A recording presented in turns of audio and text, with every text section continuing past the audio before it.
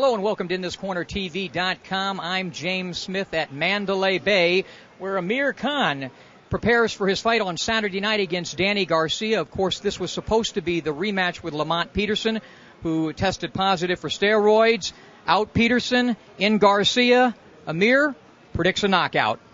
Last time we were with you, it was instead of Mr. Smith going to Washington, it was Mr. Khan going to Washington, and you found out about the politics in Washington, unfortunately. Well, yeah, there's a lot of politics going on there, but I never thought it's going to come into sport. And it did come into sport where, I think I was treated not right. I was, I was cheated in a way in the fight. But then, look what happens. I mean, there's no one bigger than God, and God proved it to me that Lamont Peterson was a cheat in that fight by him getting caught out being positive when he got drug tested for the rematch. So I didn't really want to go back there, after for the rematch press conference, but I went there for the respecting the media and everybody. And when I went there, everybody I spoke to said, "You won that first fight." I remember walking through the hotels and the streets of Washington after, and the people saying to me, "Oh, you got robbed. You won that fight and you didn't get it." Now, it made me think I really did win that fight, and I believe I won that fight, but I just didn't get it. But then when the rematch happened, we did a random testing for that fight.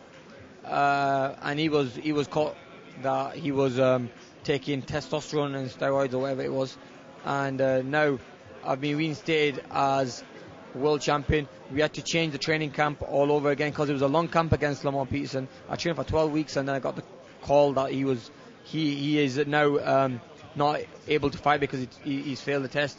So then we had to kind of find a new opponent. We found Danny Garcia. Danny Garcia just had a great win off Erik Morales. So I said, yeah, I'll take that fight.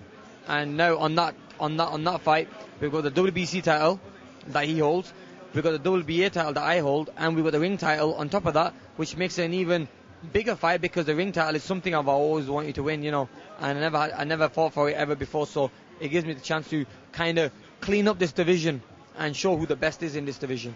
Well, let's go back to that fight. I thought you won the fight. I thought the referee did a horrible job of taking the points away for pushing, I believe it was. And to Peterson's credit, I thought he fought about as good as I've ever seen him fight. One thing, though, in just critiquing your performance, and I still say we haven't seen the best of Amir Khan, no. I still think you're making some fights more difficult on yourself than you need to. Too much heart, I think. I think I'm showing too much heart and sometimes fighting for the fans and stuff. I think I need to start, what that Lamont Peterson fight did to me made me realize I have to listen to my trainer. I have to focus. I have to, go back to the drawing board and do what I do right and do what I do best, really. Why to fight for the crowd? So I'm going to go in there now and box and stick to my game plan, and it's going to make fights a lot easier for me. I mean, look at the best fighters out there, Floyd Mayweather, Manny Pacquiao. They make it look so easy because they listen to instructions, they stick to their game plan.